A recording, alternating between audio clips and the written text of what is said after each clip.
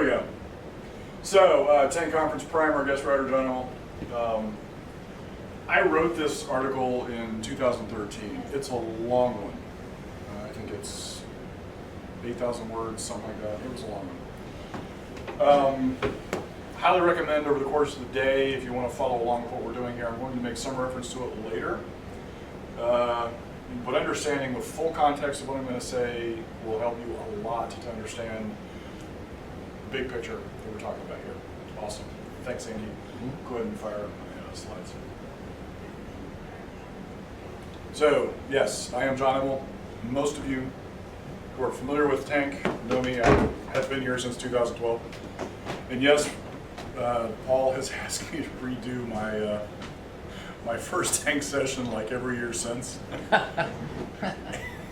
And the reality is I almost did it this year, but I was like, but then some things happened that I'll talk about, and I'm like, no, I gotta talk about this. So, pop quiz. What is socialism?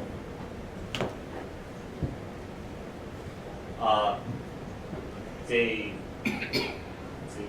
system of government where there is some private ownership, but the government highly regulates it and is in control of and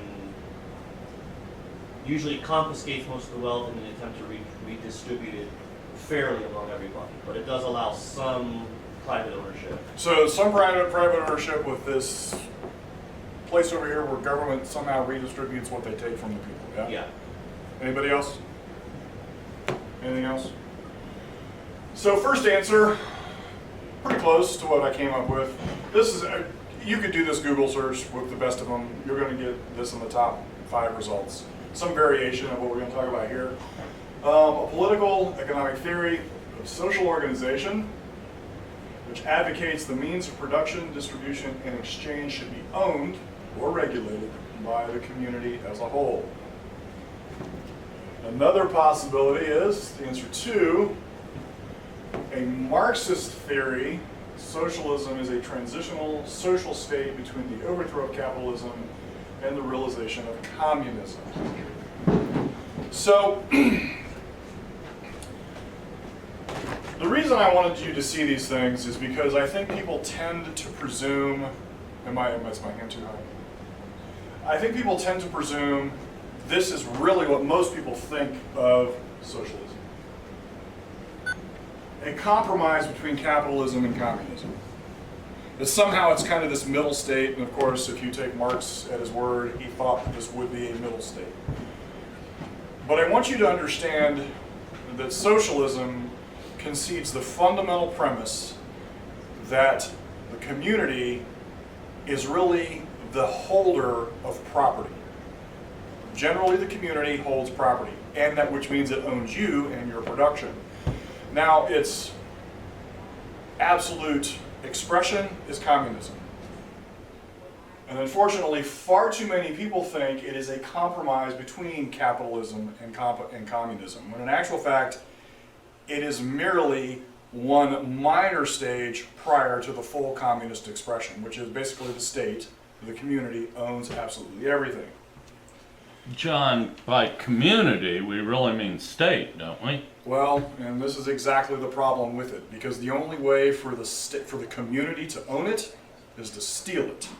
And the only way for them to steal it is to have force, which means they are acting as the state. So the whole community things is kind of like, it makes it sound like an employee-owned company. Right. But it's really gets right down to state rule. Correct. Of every aspect of your life. That is correct.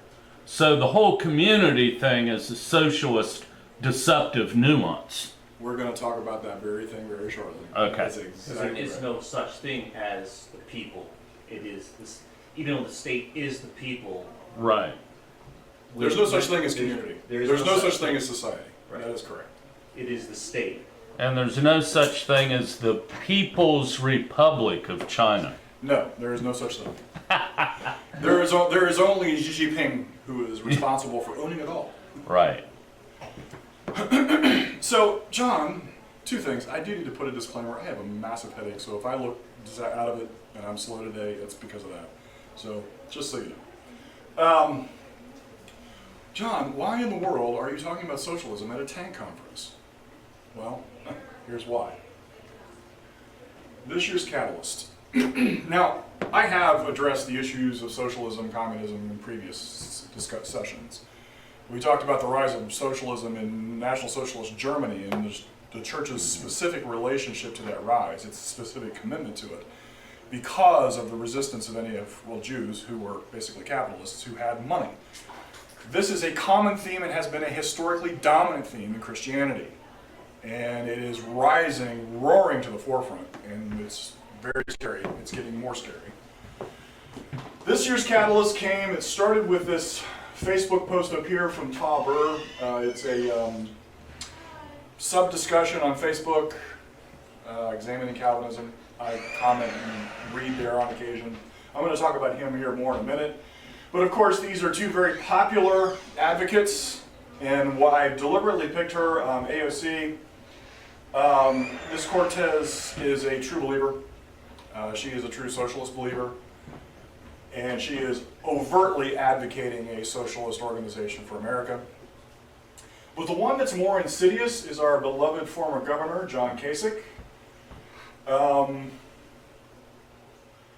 He is frightening for a whole list of reasons, because he is a Republican advocating what amounts to a socialist perspective. Now let's talk about Tauber and his fundamental question here. I don't think you can see that right there, so I am going to read it. He asked this question: any idea why the top of the Gospel Coalition and the SBC denomination and the SBC seminaries are all, or almost all, if not all, Calvinist? They push a very unbiblical, left-leaning agenda into Christendom. I am wondering what it is in Calvinism that encourages this direction.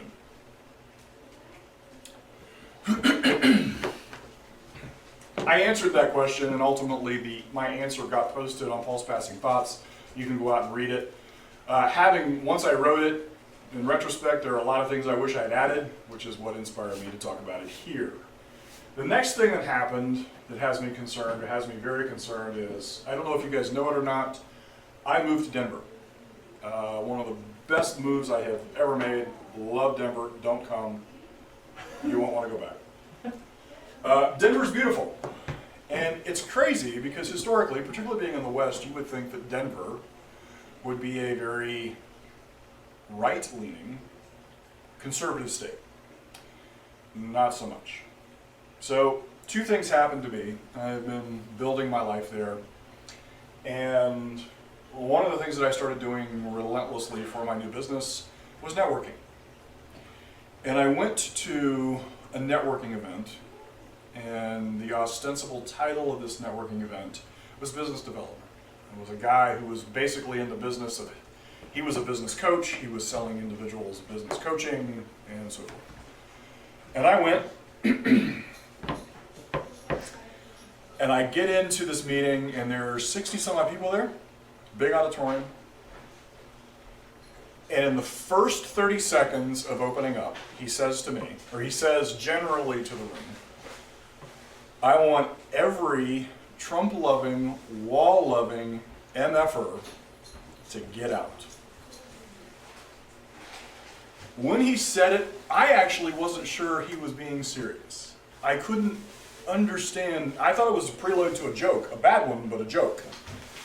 And where I was sitting, I'm 6'5", I'm a big guy. There was no way for me to politely get myself up and get out. That was my first introduction. Now, I might have decided that that was an aberration. I know, you're like, he said what? He did say that. He said exactly that, only he didn't abbreviate. And unfortunately, that wasn't the only time he said that. Within 15 minutes, I was full on notice that me, as a white male,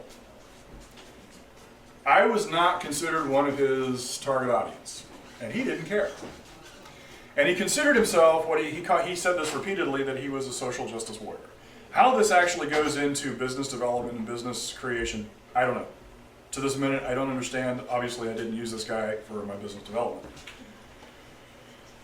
I thought, well, okay, so maybe it's an aberration, and I'm going to other places, and I end up with, I go to this other group, and they're a group of heavy hitters. They were much more in my target audience. Their networking associations were much more closer in line with what I was looking for business development. And yet, I found them saying the exact same thing. They considered themselves social justice warriors. And over time, I realized that what they were really impressed with, what they were really interested in, is they were in love with their own philanthropy. And I was surprised at how often, now, they would have been, okay, they were all white, very upper middle class. And the thing that I found very curious was how often they felt the need to apologize for their wealth and to self-incriminate over their lack of social justice and why this was turning them into social justice warriors. And I happened to talk to a couple of them about what that meant. And what I was surprised at is how few of them really understood what social justice was, what its origins was, what it meant. And what socialism was, they tended to think it was, like I showed you previously, a compromise between communism and capitalism. It's kind of the benevolent version.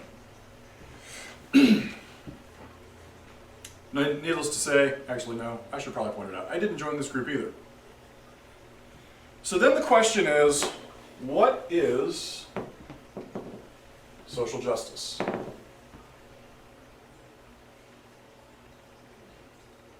Oh, well, let me give Plato's definition of social justice. Perhaps it'll be helpful.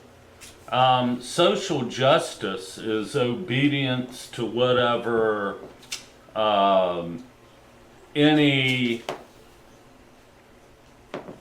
it's unity around the dictates of the state, no matter what that happens to be.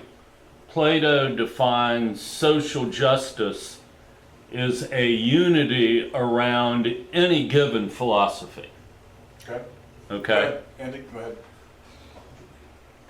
I'm going to wander around here just as I think out loud, but there is this idea, there's this utopian, to coin your phrase, within the realm of this idea of utopian prestige, there's an ideology that seeks equality, this notion of equality. Mm-hmm.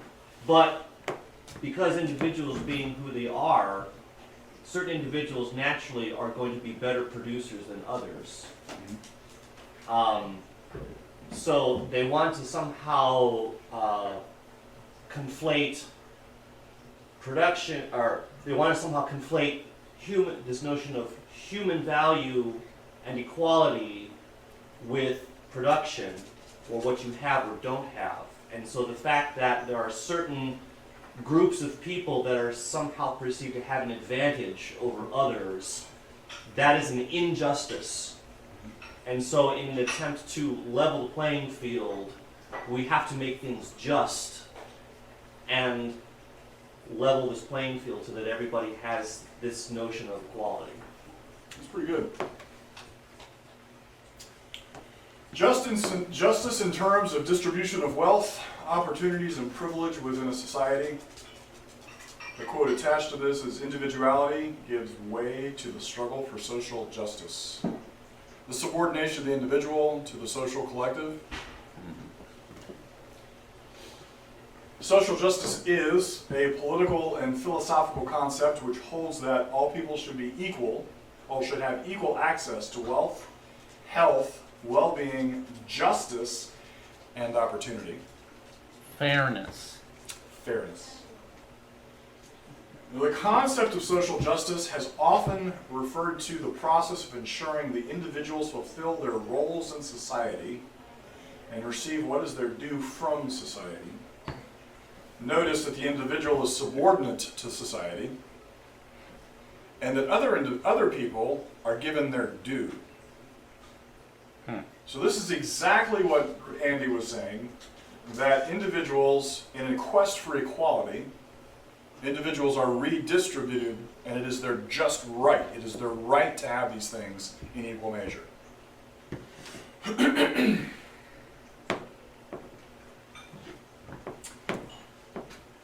I think culturally, the challenge that we have in America right this minute is far too many people refuse to understand the public policy that their good intentions are based in an unmitigated disaster.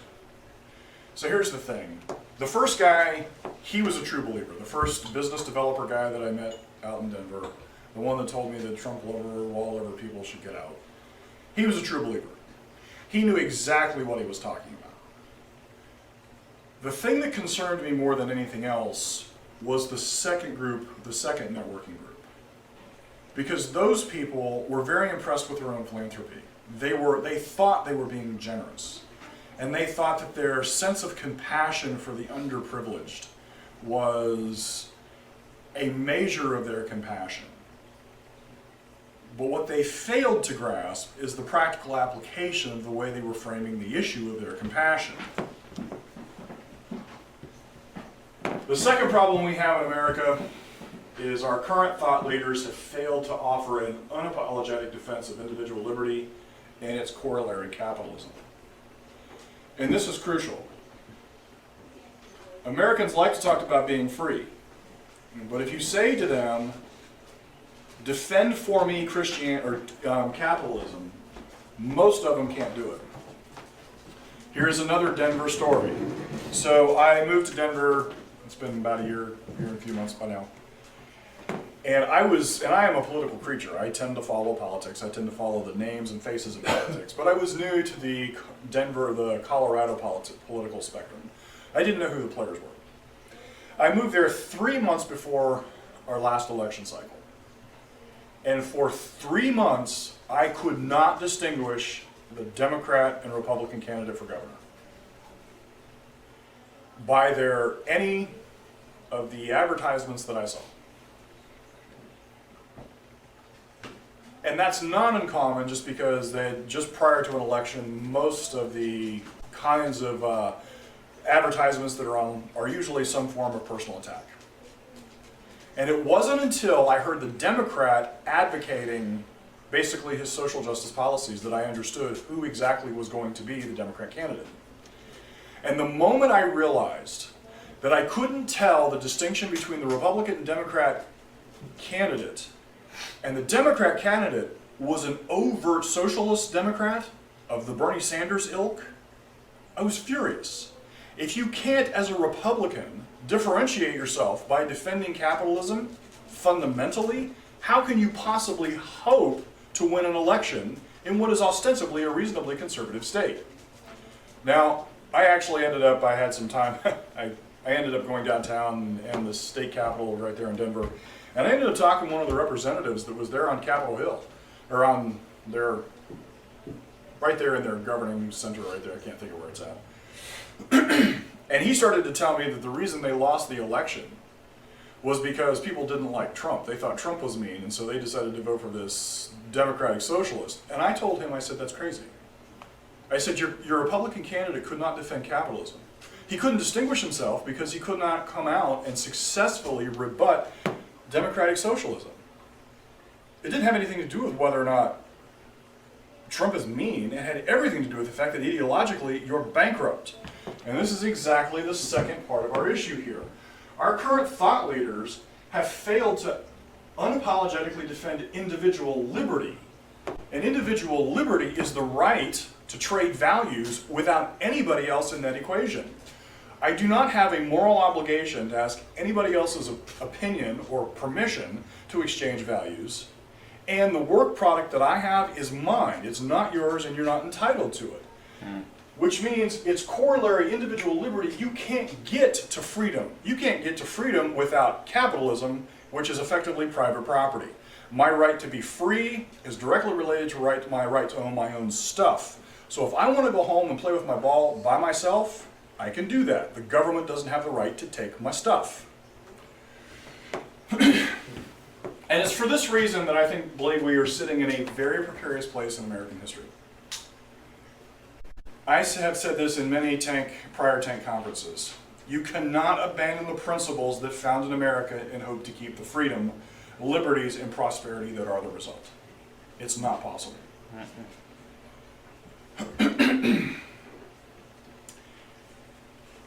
If these are our two fundamental issues, we refuse to understand and our thought leaders refuse to teach successfully. This is my comment to this fundamental problem. Be arrogant, be ignorant, arrogant if you must. If you can do it, okay, great. Be ignorant if you must. But I have no toleration for arrogance and ignorance. If you're a true believing social justice warrior, I can respect that. But what I can't respect is people who default or evade the realities behind these ideas. They are fundamentally destructive.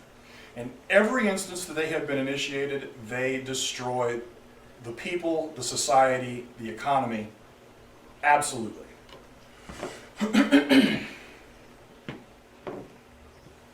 I'm going to say something scandalous. Adults get the government they deserve. There are no victims in mass slaughter.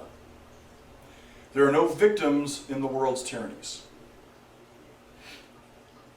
Either men absolve themselves of the responsibility to change the government that is perpetrating the tyranny, or they agreed with the premise that made the tyranny possible. They are either complacent or complicit. In the world of government force, you don't get credit for good intentions. You are judged by reality for your ignorance or your willful blindness. There is frankly no excuse for those heavy hitters in that snooty-faluty networking group for them to be ignorant of the implications of what they were advocating. Their determination to be social justice warriors had nothing to do with the militant rise of militant socialism that we're seeing in the United States. They were ignorant, and they were arrogant. Your judgment produces the government you deserve.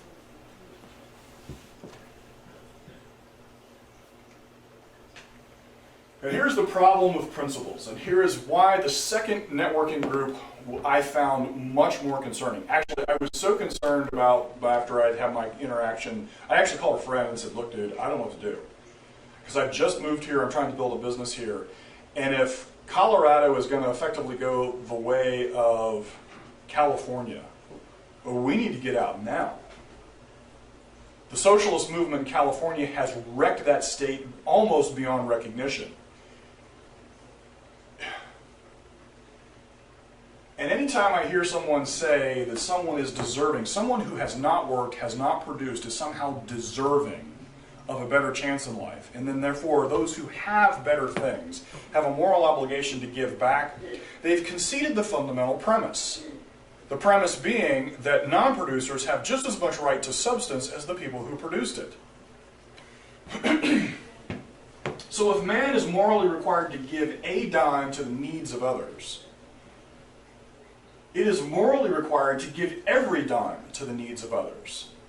Any argument that concedes the premise is really an argument over how much. So I asked the initial question, what is socialism? And we got the answer being either what we were online, what I found online, and or what was discussed here, is somehow this modest progression between what we have in capitalism to full-on communism. When in actual fact, socialism concedes communist presumptions, the communist premise, that the needs of others, the primary issue is there is someone else's need, preempts anybody else's production. Yes, Andy? Minimum wage. Minimum wage. I had this conversation with a customer just this past week. And, you know, of course, he thinks $15 an hour is a great idea.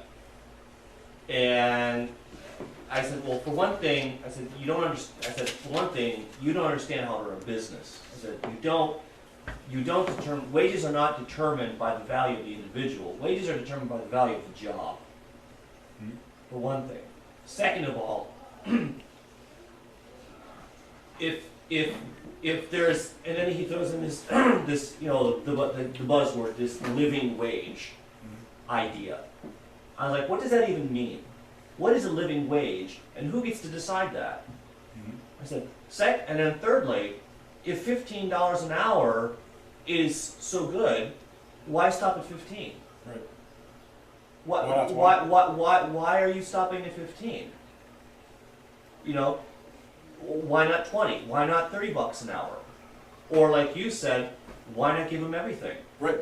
So, and that's exactly the premise of the minimum wage is, once you concede the premise of minimum wage, that all work should have a baseline of compensation, which is absurd because not all work is created equal. Once you concede that premise, and when I was young, minimum wage was what, $2.35, 50 cents, something like that?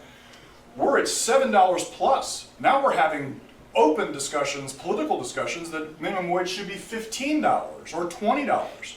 But once you concede the premise of the argument, i.e., that human beings deserve the right to have money generally, independent of the actual value of the work, once you concede that, everything else is just a discussion of how much.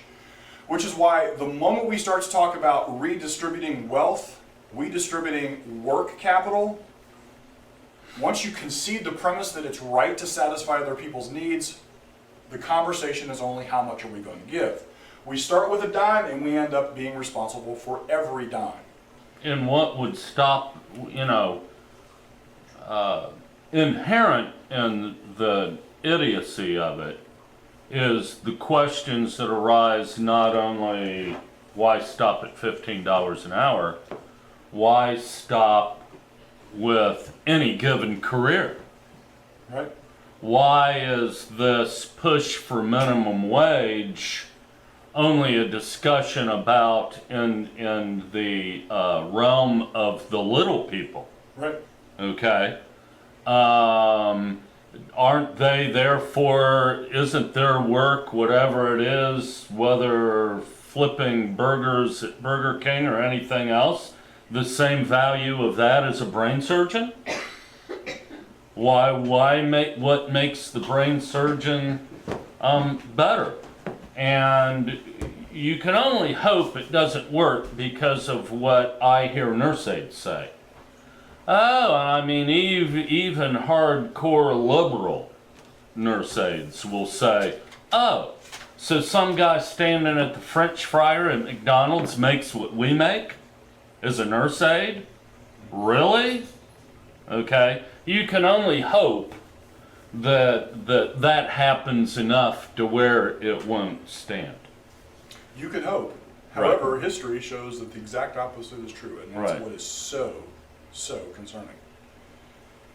Any argument that concedes the premise is really a discussion over how much. And the problem, this is why compromise does not work. Communism is not a compromise with capitalism. Communism is the final penultimate moment of tyranny on the planet. Capitalism is the essence of freedom. There is no compromise. There's no a little bit of tyranny and a little bit of freedom. You have one or the other. And this is why, unfortunately, this is where we sit with our political and social and intellectual leaders. They refuse to defend liberty as such. They refuse to defend your right to dispose of your life as you choose.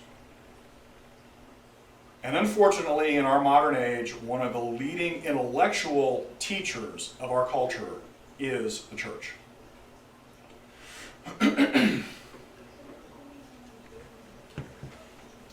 Unfortunately, far too many people in the church think socialism equals a good idea. It's a good idea, just the right people haven't done it. It hasn't been done in the right place. We haven't gotten the right amount of money. And capitalism equals a necessary evil. Well, it's bad that we have individuals that are selfish and they do selfish things, but they make money, and that money makes it possible for everybody else to have stuff.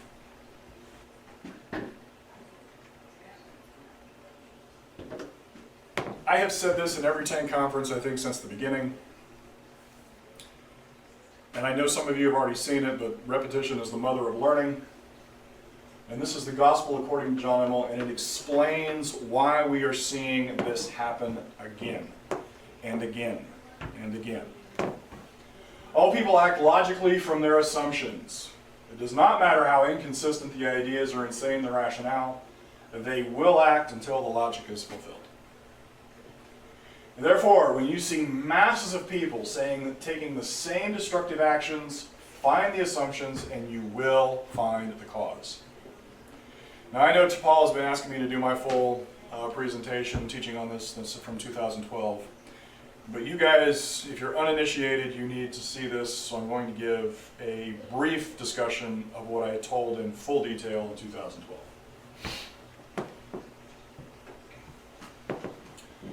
This is my addition to world philosophy. I identified 5 elements of tyranny.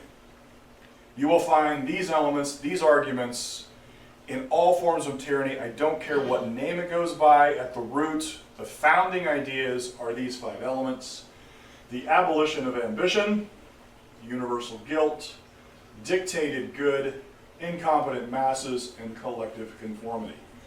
I put this in a web because I want you to understand these remain in dynamic tension. There's no one idea or one subset of arguments that stands in isolation and primary. They all play off of each other. But the beginning point for most, and actually Susan's discussion today and her address of the issues of the fall of man, the reason the doctrine of the fall of man in its origin is so crucial is because it lays the foundation for almost all of the subsequent church tyranny. If you can determine that everybody has a universal guilt, everybody is fundamentally immoral, everybody fell, everybody exists in an inferior state, ultimately what you have then is incompetent masses. Because of their nature, of their fundamental corruption, they really can't make good choices. And because they can't make good choices, where's my light? Trigger. Dictated good. We start out with a fundamental guilt, a fundamental existential guilt. Then we say we have, because of that existential guilt, we have incompetent masses. And because they're incompetent, because they won't do the right thing, because they won't give their money of their own accord, we need to have somebody who will compel them to give that money. And this all is in an effort to actually create this utopia. And in context to this discussion, it is a socialist utopia. You could put any utopian ideal there. The church utopian ideal. The Muslim utopian ideal. It doesn't matter. At the end of the day, they are all appealing to a moment in time where everything is somehow flawless and perfect. And if only we did these things, if we were compelled to do these things, we would achieve this utopian ideal. Unfortunately, that never happens. It never, ever happens. So to keep people in line, what you must do is you must destroy ambition. Ambition is merely the desire to improve yourself. That's all that means. It isn't evil. It isn't bad. It just isn't. It can be bad. It can be evil. But for the most part, the desire to get out of bed, go to work, make some money, create prosperity for yourself is ambition. That's good. But they must destroy it, because if you have individual ambition, if you have a desire to improve yourself, they can't keep you in line. Over here we have collective conformity. So most of the doctrines that are interrelated, that demand our social relationship, are here together. All of this goes together to create tyranny. Now, in my Gospel according to John Immel, 3:1-3, this really is the structure of our ideas and where we get our assumptions. The world of philosophy is broken down into 5 effective domains: metaphysics, epistemology, ethics, politics, and aesthetics. We're not going to talk about aesthetics here. Aesthetics is art, and it is our expressions. At the end of the day, how do we express our deepest values? But most importantly, we're going to talk about ethics. most people encounter, oh shoot, that's all I wanted to do. Most people encounter a philosophical system at the point of ethics. In other words, what we decide is right and wrong. And most of you think it is ethical to sacrifice for the greater good. And you accept that premise because you've been told forever that self-sacrifice is a moral ideal. But what that presumes, what that ethical assumption presumes, is that you have a flawed epistemology and that you have a flawed metaphysical existence. And therefore the nature of your foundational existence makes it require dictated good.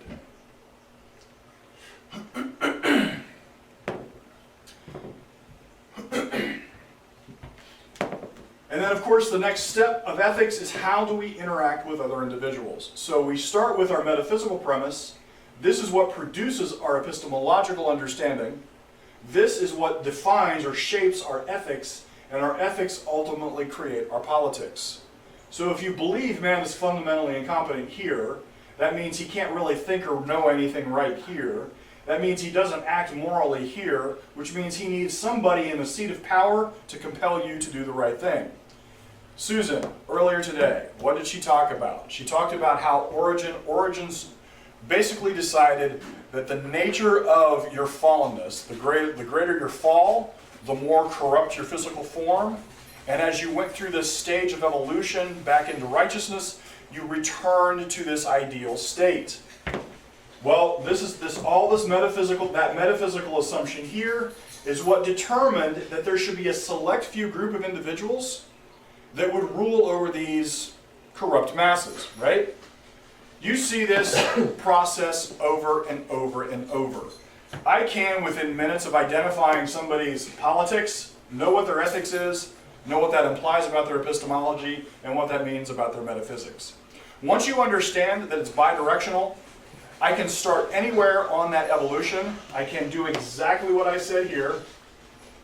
When you see masses of people taking the same destructive actions, find the assumptions and you will find the cause. Do you have a question? What is particularly frustrating, and this is also true in the world of politics, and I don't mean politics as a philosophical discipline, but I mean politics in the realm of government control. What's particularly frustrating is when you're dealing with a political candidate who has contrary ethical values, or contrasting or contradictory ethical values, especially when there's claiming to be conservative. Correct. And all of a sudden they throw out an ethical value that is contrary. So they want to have both of these values at the same time, and you can't reconcile the two because they're coming from two diametrically opposed metaphysical assumptions. You're correct. And in the world of philosophy, the most consistent expression of that philosophy wins. And this is why conservatives are failing mightily to make the successful case. They want everybody to think they're good people. So what do? They talk about social justice as if they are social justice people. And at the same time, like to pretend that they're also for individuals, prosperity, and capitalism. The problem is, the moment they concede the premise, the discussion is over. How much? So what you really end up with is a political group that does not defend the very constituency, does not defend the very individuals that they say they represent. What ends up happening? We cascade farther and farther and farther down the path of collectivist disaster. That's a great point, Andy.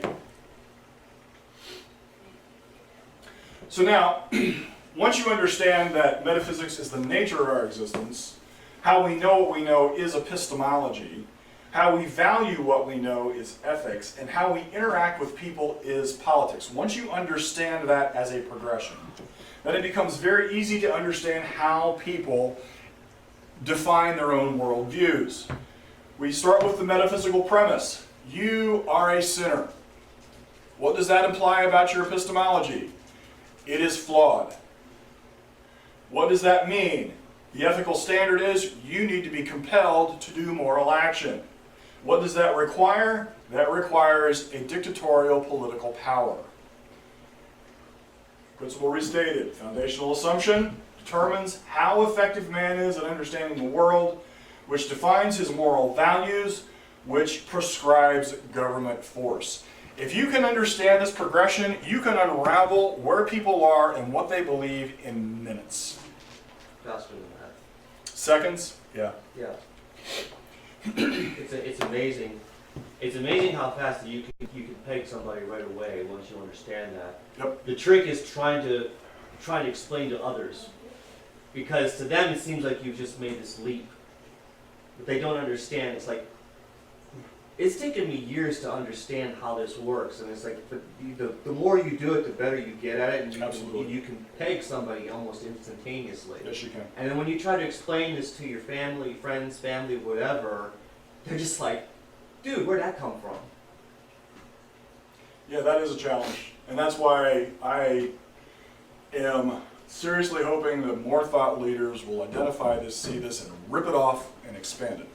Because once you can understand this, being able to successfully analyze what is happening in the United States right here, right now, becomes a trivial exercise.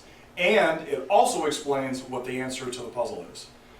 Because if you actually decide, hey, man is in fact effective to understand his world, his mind is sound, his judgment is sound, then the moral values, the defense of that rational capacity is paramount, which means that the nature of government should be used specifically and directly in the defense of the individual in his life, liberty, and pursuit of happiness. And oh, by the way, that is the ethical premise underneath the Constitution, which is what made it so powerful.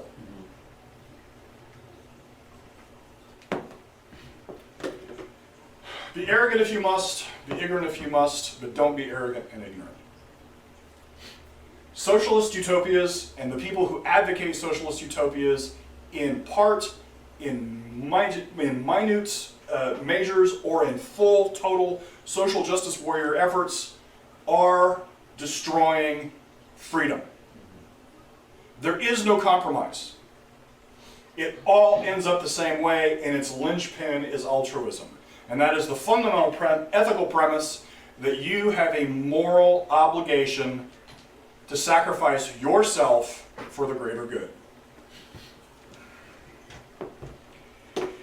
Now, those of you who have been listening to me for the last few years, I did a 2015, 2016, I addressed two primary issues, and one of them was altruism in detail.